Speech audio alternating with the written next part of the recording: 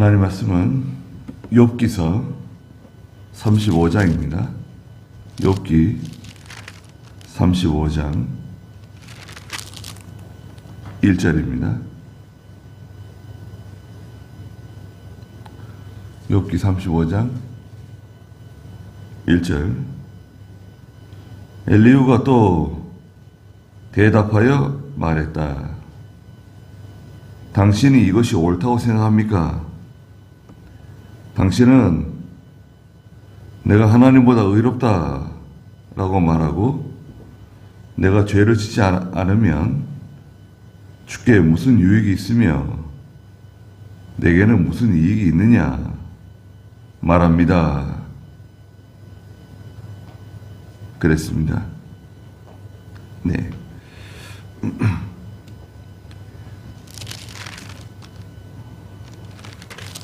엘리후가 욥을 또 다시 이제 비난하는 내용이 기록되어 있습니다. 예. 나는 의롭다고 하나님보다 의롭다. 욥은 그런 말 한 적은 없죠. 또 내가 죄를 짓지 않으면 주께 무슨 유익이 있으며 내게는 무슨 이익이 있느냐. 예. 내가 죄를 지음으로 하나님께서 진노하시고 또 벌하시고 하나님께서 오히려 영광을 얻으시고 드러나신다는 건데 욥은 그런 말이나 그런 태도를 가진 적이 없습니다. 이건 이제 억측이에요. 엘리후가 억지로 욥을 비난하는 겁니다. 그러면서 4절에서 8절까지는 사람이 무슨 선이나 악을 행한다고 해도 하나님께는 어떤 유익이나 손해를 주지 못한다고. 그 말은 맞습니다. 4절에 보니까 내가 당신과 당신의 친구들에게 대답하겠습니다. 당신은 하늘을 우러러 보십시오. 당신이 높이 떠 있는 구름을 바라보십시오. 만일 당신이 죄를 지어도 하나님께 무슨 손해를 끼치겠으며 당신의 죄가 많다 하여도 하나님께 무슨 영향을 미치겠습니까? 예. 죄를 짓는다고 해서 하나님께 무슨 손해를 끼치고 또 어떤 영향을 끼치고 그런 건 없죠. 우리가 죄를 많이 짓는다고 해서 하나님께 조금이라도 손해 줄 수 없어요. 물론 하나님의 교회나 하나님의 구원운동에 손해를 줄 수는 있는데 그것이 하나님의 영광을 훼손시키지는 못해요. 하나님께서는 스스로 너무 영광스러우시기 때문에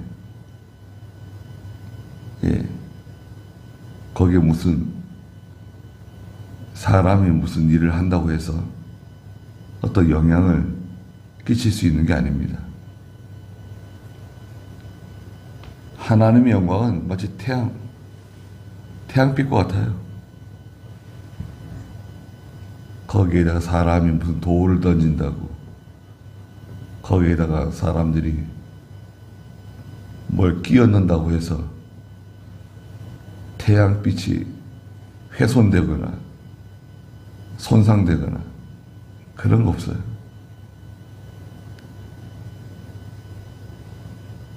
또 7절에 만일 당신이 의롭다 하여도 당신이 그분께 무엇을 드릴 수 있으며 그분이 당신의 손에서 무엇을 받으시겠습니까? 당신의 죄악은 당신과 같은 사람만 해야 할 뿐이며 당신의 의는 인간에게만 유익이 됩니다. 그래서 엘리후는 욥의 그 죄, 욥의 허물을 단정적으로 정죄하는 거예요. 죄가 있다는 거죠. 허물이 있다는 거죠. 그 욥이 아무리 의를 행하고 또 무슨 선을 행한다고 해서 하나님께 아무 유익이 되지 않는다.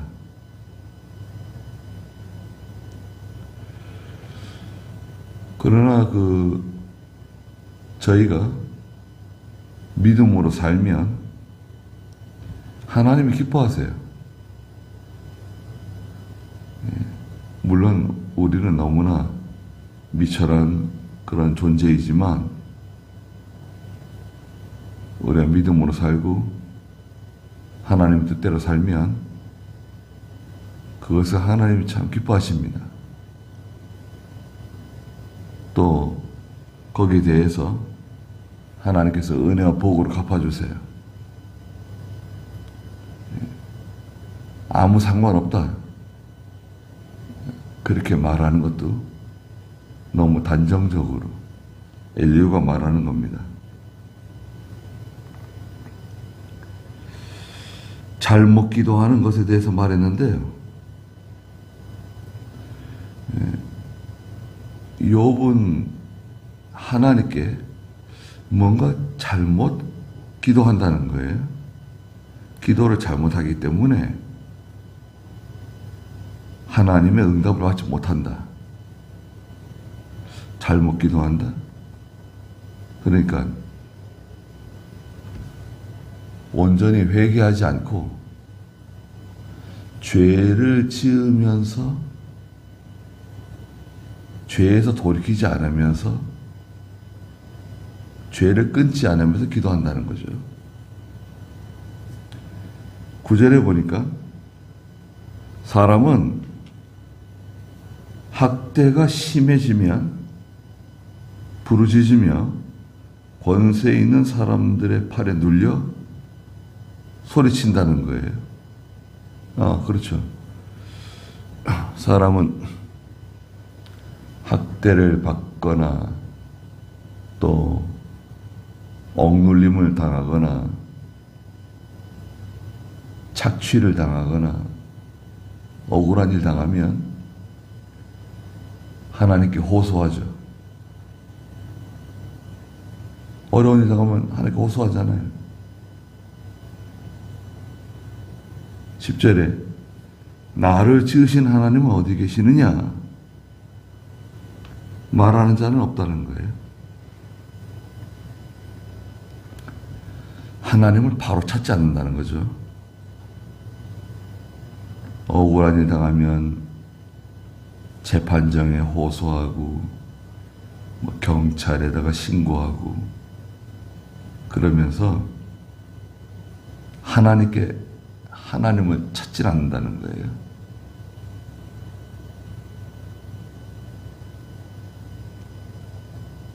나를 지으신 하나님은 어디 계시느냐? 말하는 사람이 없다. 그분은 밤중에 찬송을 주시며 땅의 짐승보다 우리를 더 가르치시며 하늘의 새보다 우리를 더 지혜롭게 하시는 하나님이 어디 계시느냐? 말하는 자가 없습니다. 그랬습니다. 하나님이 세 가지를 하신다는 거예요. 첫째는 그분은 밤중에 찬송을 주시는 하나님이시다. 밤중은 환난의 밤입니다. 큰 고난의 밤을 만나면 성도가 부르짖는데 밤중에 찬송할 수 있도록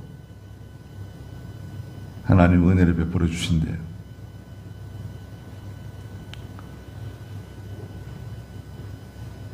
다윗도 시편에 보면 하나님께서 밤중에 찬송을 주신다고 말했어요. 성도는 밤을 만나는데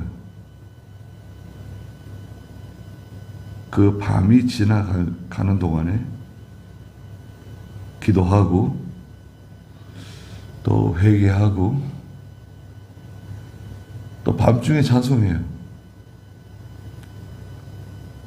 베드로가 옥에 갇혔을 때 하나님께 찬송했고, 바울과 실라가 옥에 갇혔을 때 하나님께 기도하고 찬송 불렀어요.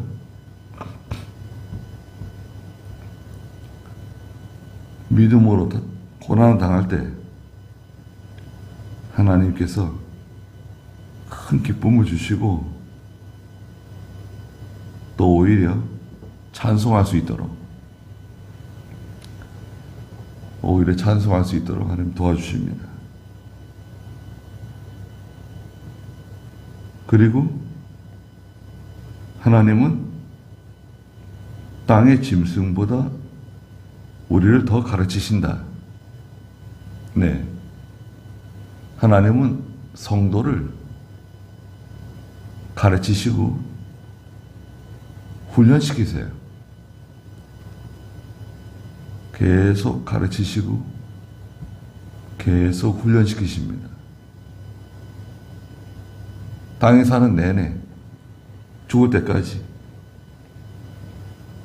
하나님은 성도를 시련 가운데, 시험 가운데 끊임없이 가르치시고 훈련시키세요. 뭘 가르치냐? 하나님 말씀을 가르쳐 주시고 진리의 말씀, 또 하나님의 뜻을 가르쳐 주세요. 하나님께서 무엇을 기뻐하시는지, 무엇을 원하시는지 알려주세요. 아무리 나이가 많아도 하나님 앞에서는 저희는 어린아이와 같습니다. 그리고 훈련시키세요. 훈련. 계속 연단시키시는 겁니다. 네. 어떻게 연단시키느냐? 말씀으로 저희를 계속 연단시키세요. 시험하세요. 하나님 우리를 시험하십니다. 아니, 왜 하나님 우리를 시험하시는가? 하나님은 우리를 시험하세요. 아브라함을 시험하셨죠, 하나님께서. 아브라함아, 내 독자 이삭을 내게 바쳐라. 모세와 이스라엘 백성들을 시험하셨어요. 홍해 앞으로 데려가셨어요.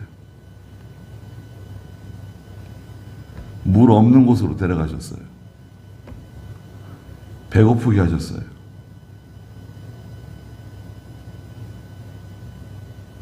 시험하시는 겁니다. 하나님의 시험은 결과가 선이에요. 결과가 유익이에요. 하나님의 시험은 교회와 성도에게 반드시 선을 주시고 유익을 주신다. 마귀도 시험하죠. 마귀의 시험은 미혹이라고 하죠. 미혹.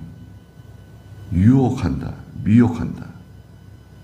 는 뜻을 가지고 있어요. 마귀의 시험은 결과가 악이에요. 죄예요. 하나님께 징계를 받아요.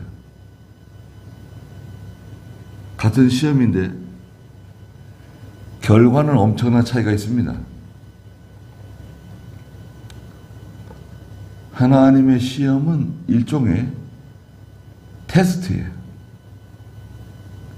시험 치르는 거예요. 실력이 얼마나 되는가 보자. 우리 시험 보는 거 있잖아요. 실력이 얼마나 되는가 보자. 테스트고, 마귀가 우리에게 주는 시험은 미혹하는 거죠.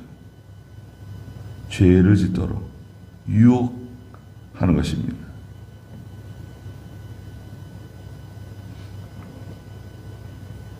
그래서 하나님께서는 가르치시고 훈련시키신다.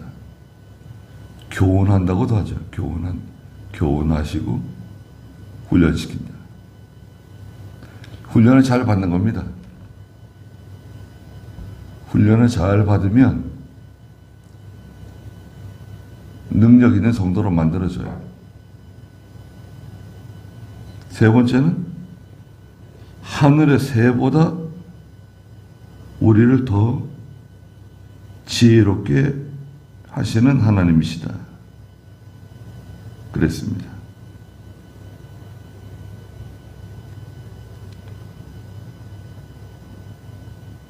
하늘의 새보다도 더 지혜롭게.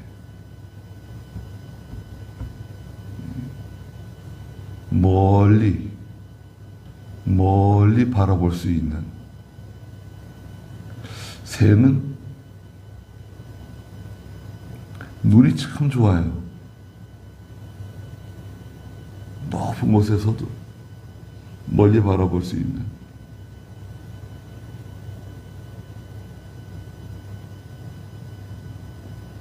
그 영적인 통찰력. 하나님의 뜻을 깊이 이해하는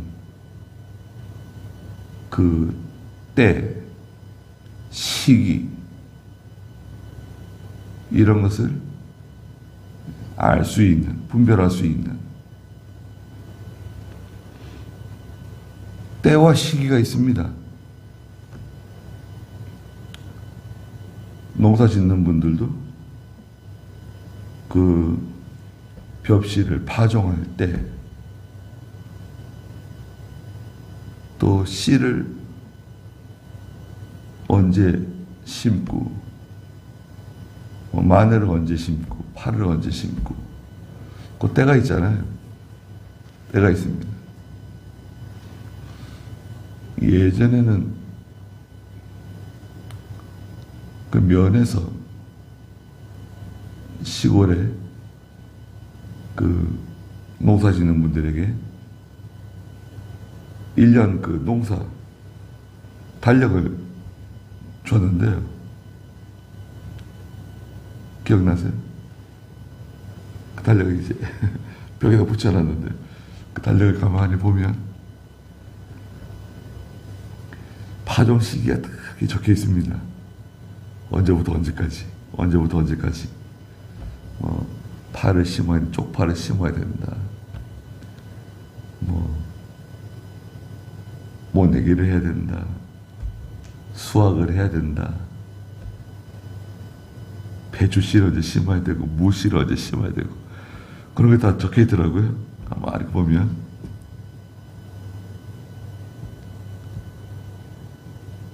때와 시기가 있습니다. 그런 믿음으로 살 때, 하나님께서 우리 기회를 주실 때가 있어요. 기회가 옵니다. 나에게 주시는 기회. 교회적으로 기회. 저희 교회도 하나님 기회를 주시는 거죠. 또 우리 개인적으로도 하나님 기회를 주세요. 때가 있어요. 그 시기. 그럼 그 시기를 놓치게 되면 그런 기회가 또다시 올 수 있을까요? 가령 아브라함에게, 아브라함아, 내 독자 이삭을 저 모리아 땅으로 데려가서 거기 있는 산에 올라가 가지고 제물로 바쳐라. 그럴 때 알겠습니다 해놓고 차일피일 그걸 미뤄요. 그럼 어떻게 되죠? 기회를 놓칠 수가 있죠. 믿음의 조상이라고 인정받고 하나님께 칭찬받고 아브라함의 믿음이 드러나는 건데요. 다윗이 저 골리앗이 나와가지고 떠들어대고 있는데 하나님을 욕하고 이스라엘을 욕하고 하나님의 백성들을 욕하고 그냥 무시하고 깔보고 있는데 다윗이 속에서 막 불이 나는데요. 아니다. 지금 때가 아닌 것 같다. 다음 기회를 보자. 더 나이가 들고 더 키가 크고 더 좀 자라난 다음에 골리앗과 맞서든지 해야지. 지금은 아닌 것 같다. 그랬으면 어떻게 될까요? 또 그런 기회가 올까요? 그때가 있습니다. 때.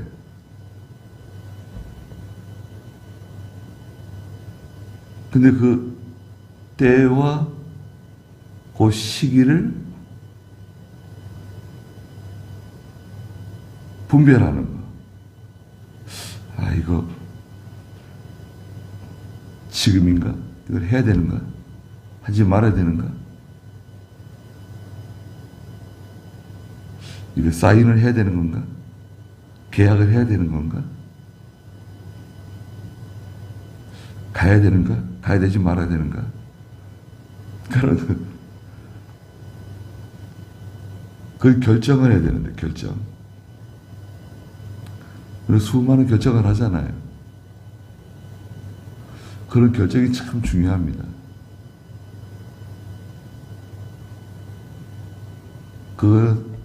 거기에 우리의 믿음이 작용하고 내 개인적인 그 영적인 통찰력이 필요해요. 영적인 통찰력은 뭐냐? 이게 하나님이 기뻐하시는 건가? 이게 하나님께서 원하시는 건가? 하나님께서 어떻게 하는 것을 원하시는 건가? 를 판단하는 그 지혜, 그 영적인 통찰력을 하나님이 주세요, 우리에게. 타고나는 거 아니에요. 저 사람은 참 꾀가 있다. 우리 모두 꾀가 있다 그러죠. 꾀가 있네. 나이도 어린데 꾀가 있어. 꾀는 나쁜 의미보다는 좋은 의미로 쓰이는 것 같아요. 애가 꾀가 있어.